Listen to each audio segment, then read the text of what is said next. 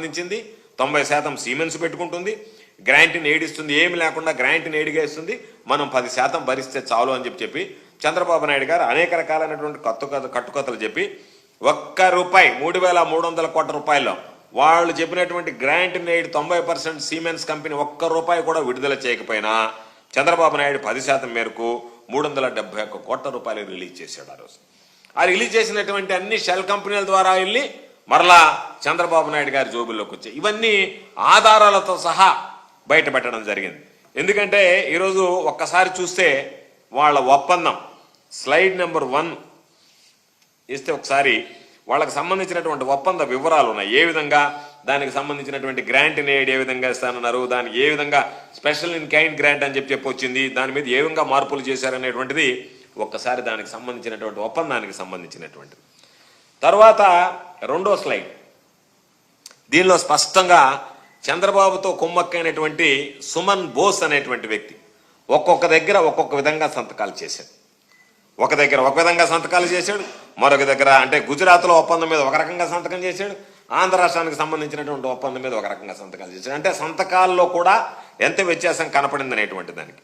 అదేవిధంగా slide number 3 and 4 next స్లైడ్లో చూస్తే Andhra Pradesh skill development corporation MD మధ్య డిజైన్ టెక్ సిమెన్స్ మధ్య కుదిరినటువంటి ఒప్పందంలో ఎప్పటి నుంచి ఒప్పందం అమల్లోకి వస్తుంది అనేటువంటి దానికి తేదీలు కూడా వేయలేదు. 4వ స్లైడ్ చూస్తే తేదీలు కూడా వేయకుండానే ఈ ఒప్పందానికి సంబంధించినటువంటి దానిలో తేదీలు కూడా వేయకుండా ఇది వేశారు. అంటే ఇది నిలువెత్తు స్కామ్కి నిదర్శనమా కాదా అనేటువంటిది అర్థం చేసుకోవాల్సినటువంటి పరిస్థితి. దానికి సంబంధించినటువంటి వచ్చినటువంటి అగ్రిమెంట్స్లో కనీసం తేదీలు కూడా లేకుండా బ్లాంక్ పెట్టినటువంటి వాటిని కూడా ఖాళీలు కూడా పూర్తి చేయకుండా ఈరోజు ఆ అగ్రిమెంట్ పేపర్ అని ఈరోజు ఆధారాలుగా ఉన్నాయి కాబట్టి వీటన్నిటిని కూడా నిర్వీర్యం చేసేటువంటి ప్రయత్నంలో భాగంగా ఉన్నాయి కాబట్టి ఇవి ఆల్రెడీ సిఐడి సేకరించినటువంటి ఆధారాల భాగం. గతంలో ఉన్నటువంటి మనం అనేక సందర్భాల్లో మనం అసెంబ్లీలో కూడా దీని గురించి చర్చించడం జరిగింది.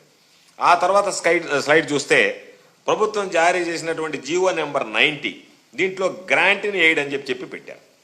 తీరా ఒప్పందం దగ్గరికి వచ్చేటప్పటికి ఆ గ్రాంటీని ఎయిడ్ అనేటువంటి పదాన్ని తీసేశారు. ఎంత అవినీతి అంటే గ్రాంటీని ఎయిడ్ 90% అని చెప్పి జీవో 90లో 90% గ్రాంటీని ఎయిడ్ అని చెప్పి పెట్టి ఆ తర్వాత అసలు గ్రాంటీని ఎయిడ్ అనేటువంటి పదమే లేకుండా దాన్ని తొలగించినటువంటి ఆ క్లాజ్లో దానిలో ఉన్నటువంటి జీవో నెంబర్ 90లో ఉన్నటువంటి క్లాస్.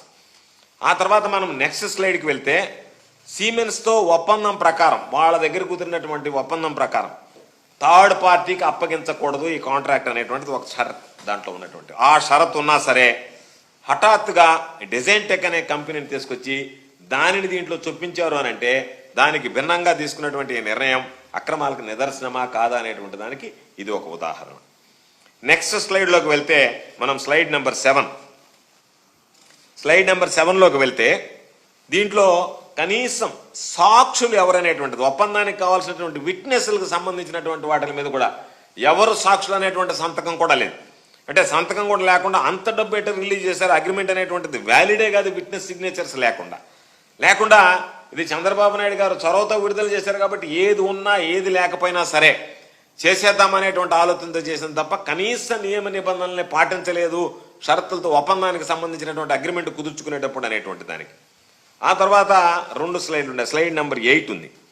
దానికి సంబంధించి చూస్తే 2 బ్యాంక్ అకౌంట్ల ద్వారా ప్రభుత్వం మొత్తం డబ్బంతా విడుదల చేసింది డిజైన్ టెక్ అనేటువంటి కంపెనీకి. దానికి సంబంధించినటువంటి దానికి అక్కడి నుంచి షెల్ కంపెనీల ద్వారా తిరిగి చంద్రబాబు నాయుడు గారి మనుషులకు రావడం, దాని నుంచి చంద్రబాబు నాయుడు గారికి చేతులు మారుతూ వచ్చి చివరికి దానికి సంబంధించినటువంటి ఎవరు దీంట్లో ఉన్నారనేటువంటి కీలకమైనటువంటి వ్యక్తులు ఎవరైతే ఉన్నారో వాళ్ళందరినీ కూడా 9th స్లైడ్ దీనికి సంబంధించినటువంటి ఏ విధంగా ఎవరి చేతిలో నుంచి డబ్బు ఏ విధంగా మారిందనేటువంటి దానికి కీలకంగా ఏ విధంగా వచ్చాయనేటువంటి దాని మీద మొత్తం మీద ఎక్కడ డబ్బు ఎవరి దగ్గరికి వచ్చింది, ఆ తర్వాత డబ్బు ఏ విధంగా స్ప్లిట్ అయింది, ఏ విధంగా మారి చేతులు మారి మరలా ఒకటే కంపెనీ పేరుతో ఏ విధంగా ఉన్నాయి, ఇవన్నీ కూడా వీటికి సంబంధించినటువంటివన్నీ కూడా ఏ విధంగా డబ్బులు మారాయి అనేటువంటి దానికి ఈరోజు ఆ స్లైడ్కి సంబంధించి మొత్తం వివరాలన్నీ కూడా ఉన్నాయి. ఆ వివరాలు మీడియా కూడా అందజేయడం జరుగుతుంది.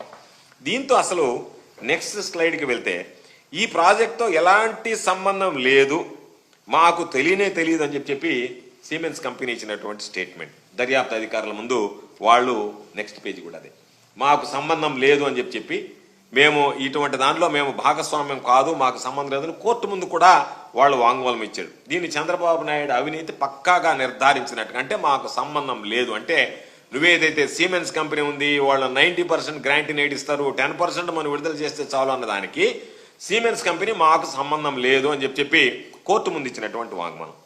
ఆ తర్వాత నెక్స్ట్ 12వ స్లైడ్ చూస్తే ఏపీసీఐడి నమోదు చేసినటువంటి ఎఫ్ఐఆర్ ఆధారంగా ఈరోజు రాష్ట్ర ప్రభుత్వం విడుదల చేసినటువంటి డబ్బు ఏదైతే ఉందో అది పక్కదారి పట్టినట్టుగా ఈడీ ఎన్ఫోర్స్మెంట్ డైరెక్టరేట్ గుర్తించినటువంటిది. దాన్ని 2 దఫాలో ఏ విధంగా డైవర్ట్ చేశాడు, వీటికి సంబంధించినటువంటి ఆస్తులని అటాచ్ చేస్తూ ఈరోజు ఈడీ ప్రెస్ నోట్ కూడా రిలీజ్ చేసింది. వాళ్ళు ఏ విధంగా డైవర్ట్ చేశారు, ఎవరు జోబులోకి వెళ్ళాయి, కాబట్టి ఇవి మిస్యూజ్ అయ్యాయనేటువంటి దాని మీద వాళ్ళు ఇచ్చినటువంటి ఆ ప్రెస్ నోట్ కూడా ఈడీ కూడా రిలీజ్ చేయడం జరిగింది. ఆ తర్వాత స్లైడ్లో స్కిల్ డెవలప్మెంట్కి సంబంధించినటువంటి మొత్తం ఏ ఫైల్ కూడా లేదు. ఓన్లీ నోట్ ఫైల్స్, రన్ అయినటువంటి నోట్ ఫైల్స్ మాత్రం ఆధారాలుగా తీసుకోవాల్సి వచ్చింది తప్ప ఆ ఫైల్ మొత్తం ఏదైతే మాయం చేశారో, కీలకమైనటువంటి వ్యక్తులు సంతకాలు పెట్టారో వాటిని తీసేసి ఈరోజు ఆ నోట్ ఫైల్స్ ఆధారంగానే ఈరోజు కేసు మొత్తం కూడా వెలుగులోకి తీసుకురావడం జరిగింది. ఆ నోట్ ఫైల్స్ ఉన్నాయి తప్ప మెయిన్ ఫైల్స్ ఎక్కడా లేకుండా కూడా ముందునే చంద్రబాబు నాయుడు అధికారం కోల్పోయే ముందే అన్ని రకాలైనటువంటి ముందస్తు చర్యలు కూడా తీసుకున్నాడు, తన అవినీతి బండారం బయటపడకుండా. ఆ తర్వాత నెక్స్ట్ స్లైడ్లో వీటికి సంబంధించినటువంటి నిధులు విడుదల చేసేటువంటి సమయంలో ఫైనాన్స్ సంబంధించినటువంటి సెక్రటరీస్ కానీ ఐఏఎస్ ఆఫీసర్లే చాలామంది వీటిల్లో జరిగేటువంటి కార్యక్రమాల్లో పెద్దగా ఫలితాలు రావడం లేదు. కాబట్టి వీటిని నేరుగా ఇంత పెద్ద మొత్తంలో అమౌంట్ విడుదల చేయకుండా పైలట్ ప్రాజెక్ట్ చేద్దాం, ఆ పైలట్ ప్రాజెక్ట్ ప్రకారం ఒకసారి ఆ పైలట్ ప్రాజెక్ట్ చేసిన తర్వాత కనుక దాని ఫలితాలు బాగుంటే మనం మొత్తం మీద ఇంప్లిమెంట్ చేద్దామని చెప్పి రాసినటువంటి ఫైల్స్ అయ్యి. కాబట్టి ఆ తర్వాత చంద్రబాబు నాయుడు ఆదేశాల మీద ఎన్ని రకాలైనటువంటి స్లైడ్లు ఉన్నాయి చూడండి. ఇవన్నీ కూడా వాళ్ళు రాసినా సరే ఎప్పటికప్పుడు ఆర్థిక శాఖ అధికారులు అనేక రకాలైనటువంటి సందేహాలు వ్యక్తం చేశారు. వీటికి సంబంధించినటువంటి ఫండ్స్ మిస్యూజ్ అవుతాయని చెప్పినాడు, ప్రొసీజరల్ ల్యాబ్స్ ఉన్నాయని చెప్పాడు, పైలట్ ప్రాజెక్ట్ కింద తీసుకుందామని చెప్పారు. ఎన్ని చెప్పినా సరే వీటన్నిటినీ బేఖాతరు చేస్తూ వీటన్నిటిని లెక్క చేయకుండా మొత్తం దానికి సంబంధించినటువంటి చంద్రబాబు నాయుడు గారి ఆదేశాల ప్రకారం అన్ని 16వ స్లైడ్ కూడా అదే, అక్కడ కూడా వాళ్ళు రాసినటువంటిది. దీనికి సంబంధించినటువంటి దాంట్లో ఎన్ని ఇబ్బందులు ఉన్నాయి, దీనికి సంబంధించినటువంటిది ఏ విధంగా మిస్యూజ్ అయ్యేదానికి అవకాశం ఉందని చెప్పి రాసింది. నెక్స్ట్ స్లైడ్ కూడా అదే. ఇవన్నీ నోట్ ఫైల్స్ మీద ఆ రోజు అధికారులు రాసినటువంటిది. నెక్స్ట్ స్లైడ్ కూడా అదే. దానికి సంబంధించినటువంటి నోట్ ఫైల్స్ మీద ఎన్ని రకాలైనటువంటివి రాశారు. నెక్స్ట్ స్లైడ్ కూడా అదే. ఎన్ని రకాలైనటువంటి అభ్యంతరాలు ఉన్నాయనేటువంటిది, అన్ని రకాలైనటువంటి అభ్యంతరాలు అధికారులు అనేక సందర్భాలలో ఇది ఏమాత్రం ఆమోదయోగ్యం కాదన్నట్టుగా చాలా సందర్భాల్లో వాళ్ళు గట్టిగా చెప్పారు. ఇవి ఎన్ని చెప్పినా సరే, దర్యాప్తులు ఇవన్నీ వెలుగులోకి వచ్చినా సరే చంద్రబాబు నాయుడు గారు మాత్రం ఏమాత్రం పట్టించుకోకుండా వాళ్ళకి విడుదల చేయించి ఏదైతే షెల్ కంపెనీలు ఉన్నాయో ఆ షెల్ కంపెనీల దగ్గర రూటింగ్ చేయించి వాటి దగ్గర నుంచి క్యాష్గా మార్చి వెనక్కి తీసుకోవడం జరిగింది. కాబట్టి ఇన్ని రకాలైనటువంటి ఆధారాలు ఉంటాయి.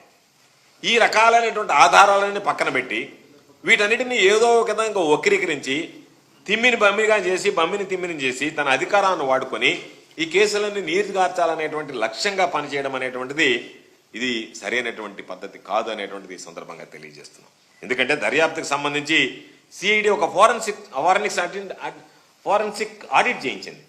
ఈ ఫోరెన్సిక్ ఆడిట్ చేయిస్తే దాన్ని మరలా తనకు అనుకూలమైనటువంటి సంస్థ చేత ఆడిట్ చేయించి ఆ రిపోర్ట్ని కూడా రివర్స్ చేయడానికి ఏదైతే సిఐడి ఫోరెన్సిక్ ఆడిట్ చేయించి ఆ ఆడిట్లో లోపాలు ఉన్నాయని గమనించిందో ఆ ఆడిట్ను మరలా వేరే కంపెనీ చేత ఆడిట్ చేయించి అవన్నీ అక్రమం కాదు సక్రమాలని చెప్పి మార్చే రిపోర్ట్ ఒకటి తీసుకోవాలనేటువంటి ఓ దుర్మార్గం అనేటువంటి ఆలోచన. అదేవిధంగా ఫైబర్ ఫ్రాడ్ జరిగింది.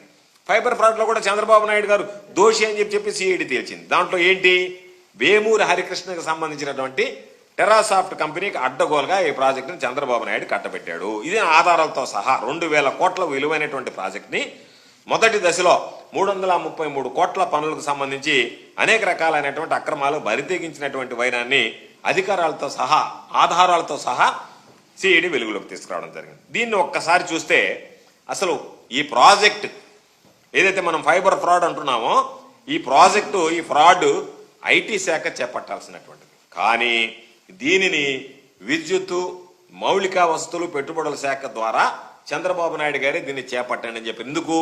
విద్యుత్ శాఖ కానీ మౌలిక వస్తువుల కల్పన పెట్టుబడుల శాఖ ఇవి చంద్రబాబు నాయుడు గారి దగ్గర ఉన్నాయి కాబట్టి గుట్టు చప్పుడు కాకుండా ఎక్కడా బయటకు తెలియకుండా తన ఆధీనంలో ఉన్నటువంటి పోర్ట్ఫోలియోస్ ద్వారానే దీన్ని డీల్ చేస్తే బాగుంటుందని చెప్పి ఐటీ శాఖను పక్కన పెట్టి దీనికి ఆ విద్యుత్తు మౌలిక వస్తువుల కల్పన పెట్టుబడుల శాఖ ద్వారా ఈ ప్రాజెక్టును టేకప్ చేయడం జరిగింది. అంటే దీంట్లో చంద్రబాబు నాయుడు అవినీతి హస్తం ఉంది అనేటువంటిది స్పష్టంగా మనకి కనిపిస్తుంది. ఈ వేమూరు హరికృష్ణకి సంబంధించి ఈ టెర్రాస్ ఆఫ్ ద ప్రాజెక్టుకి ముందే ఇవ్వాలనేటువంటి నిర్ణయం తీసుకున్నాడు. ఎన్ని నిబంధనలు బేఖాతరు చేశారంటే, ఎంత నిబంధనలకు విరుద్ధంగా ఈ టెండర్ ఖరారు చేశారంటే ఇది పక్కాగా కథ నడిపారు. ఏపీ ఈ గవర్నింగ్ కౌన్సిల్లో ముందుగా ఆయన సభ్యుడిగా చేశారు వేమూరు హరికృష్ణ అనేటువంటి వాడు. నిబంధనలకు విరుద్ధంగా ఈ ఫైబర్ నెట్ సంబంధించినటువంటి టెండర్ల మదింపు కమిటీలో, ఆ మదింపు చేసేటువంటి కమిటీలో కూడా ఇతను సభ్యుడిగా పెట్టారు. ఎవరైనా ఎక్కడైనా ప్రాజెక్టుకి బిడ్లు దాఖలు చేసేటువంటి వ్యక్తులు ఆ కమిటీలో, ఆ మదింపు కమిటీలో, టెండర్ల మదింపు కమిటీలో అసలు ఉండకూడదు. ఎక్కడ కూడా నిబంధనలు అంగీకరించవు. కానీ వాటన్నిటిని తొంగలో దొక్కి ఈరోజు వాటికి సంబంధించి ఆయన్నే ఆ మదింపు కమిటీలో పెట్టి దాని ద్వారా ఆయన అవినీతికి పాల్పడాలనే